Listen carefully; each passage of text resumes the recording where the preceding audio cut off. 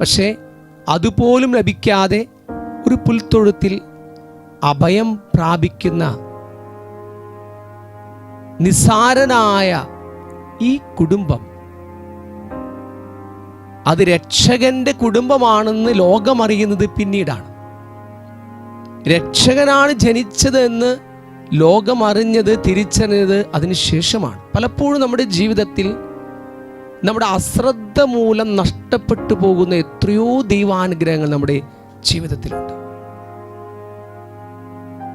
പലപ്പോഴും പല സത്യങ്ങളും നമ്മൾ മനസ്സിലാകാതെ പോയി, ആ മനസ്സിലാകാതെ പോകുന്ന സത്യങ്ങളെക്കുറിച്ച് പിന്നീട് നമ്മൾ പശ്ചാത്തപിക്കുന്നു. ദൈവം നമ്മുടെ അടുത്തേക്ക് വരുന്നതിനെ കുറിച്ച് നമ്മുടെ ഉള്ളിൽ സങ്കല്പങ്ങളുണ്ട്. പക്ഷെ പലപ്പോഴും മനുഷ്യരൂപത്തിൽ വരുന്ന ദൈവത്തിൻ്റെ സാന്നിധ്യത്തെ അറിഞ്ഞോ അറിയാതെയോ നമ്മൾ ഇക്കാലങ്ങളിലും തള്ളിപ്പറഞ്ഞുകൊണ്ടിരിക്കുകയാണ്.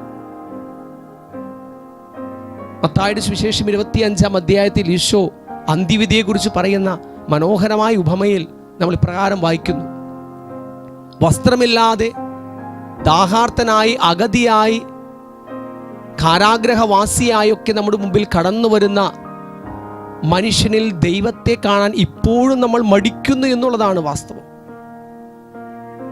പ്രിയ നിറഞ്ഞവരെ, ഈ ക്രിസ്തുമസ് ദിനങ്ങളിൽ എൻ്റെ ചുറ്റിലുമുള്ള അഗതികളിൽ, എൻ്റെ ചുറ്റിലുമുള്ള അസ്വസ്ഥത നിറഞ്ഞ മനസ്സുമായി ഉഴലുന്ന ദുഃഖിതനായ നമ്മുടെ സഹോദരങ്ങളിലൊക്കെ ദൈവത്തെ കാണുവാൻ,